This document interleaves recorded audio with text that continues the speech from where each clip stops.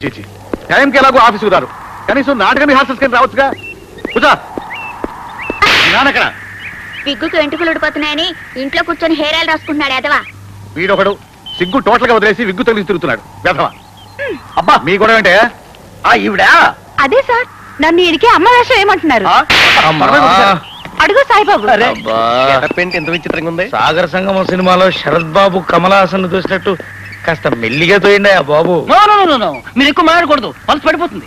వీడొకడు సందకాన్ని చంపుతున్నా. వచ్చేసారా? ఫ్రెండ్స్, మనమంతా ఇక్కడికి ఎందుకు వచ్చామో మీ అందరికీ తెలుసు. అసలు ఈ జీవితమే ఓ నాటకం. ఆ సినిమా నేను చూడలేదండి. ఒక్కసారి చేజాపు. చాపాను. నోర్మయ్, మన కుటుంబ నాటకంలో తండ్రి వేషం ఎవరైతే బాగుంటుందో విగ్గు తీసేస్తే వాడు బాగుంటాడు. ఆ వెధవ పేరుతో చంపేస్తాను. అబ్బా ఇంకా ఎవరో ఎదవెందుకండి, మీరు మా అందరికి తండ్రి లాంటి వారు. మీరే వేశారనుకోండి, గుండమ్మ కథలో ఎస్వి రంగారావు గారి స్టైల్లో ఉంటుంది. ఆఫ్ కోర్స్ నాకు ఇష్టమే అనుకోండి, కానీ నా వైఫ్ గా శాంతమైతే బాగుంటుందేమో అండి. అబ్బో, మా అబ్బాయి తెలిసిందంటే గొడవ అయిపోతుంది. నన్ను మాత్రం ఇందులో ఇరికెందుకండి బాబోయ్. కాంతం ఒక్కసారి సాయిబాబు గారి ఫేస్ చూడు. ఏవి చూస్తుంది లేరా, వీళ్ళ మొహాల మండ, మొహం అంతా గుడ్డలతో కట్టేశారు.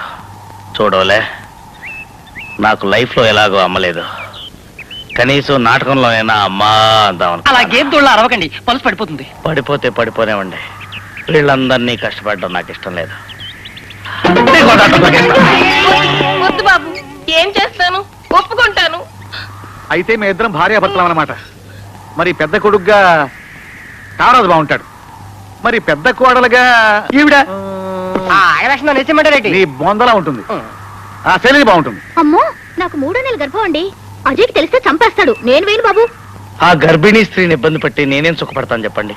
ఆవిడకి ఆ శ్రమ అక్కర్లేదు, నాకు ఈ లైఫ్ అక్కర్లేదు. ఎందుకు పేషెంట్ ఇలా ఇబ్బంది పెడతారు? ఆసుపత్రిలో చంపలేకే ఇక్కడికి తీసుకొచ్చారనుకున్నారా? డాక్టర్ గారు, మీరు ఆ చెత్త డైలాగ్ ఆపండి. నా వల్ల కావట్లేదు.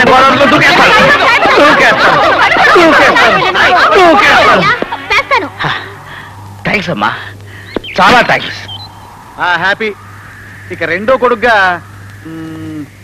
సాల్మన్ రాజు నువ్వు బాగుంటావయ్యా. నేను రెండో కొడుకు ఏంటండి, నేను కొంచెం యంగ్ కదా, పెళ్లి కాని చిన్న కొడుకు కింద బాగుంటాను. ఏంటి మీరు యంగా? మీ ఇంట్లో అద్దం లేవా? అరిసి వాపోతే మా ప్రాణం పోయిట్టున్నాయి. కొంచెం జాగ్రత్తయ్యా. ఇగో సాల్మన్ రాజు, ఈ పేరు వీరభద్రరావుగా మారుస్తున్నాను.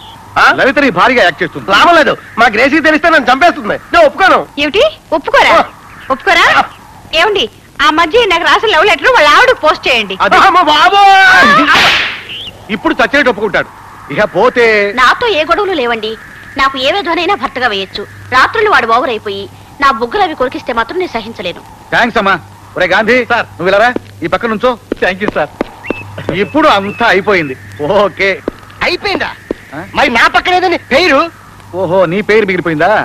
ఒరే ఇలా ఆ రోజు ఆఫీస్కి వచ్చి గొడవ పెట్టుకుందే టమ్ చింతామణి, దాన్ని బట్టరా. పొద్దు నుంచి లేకుండా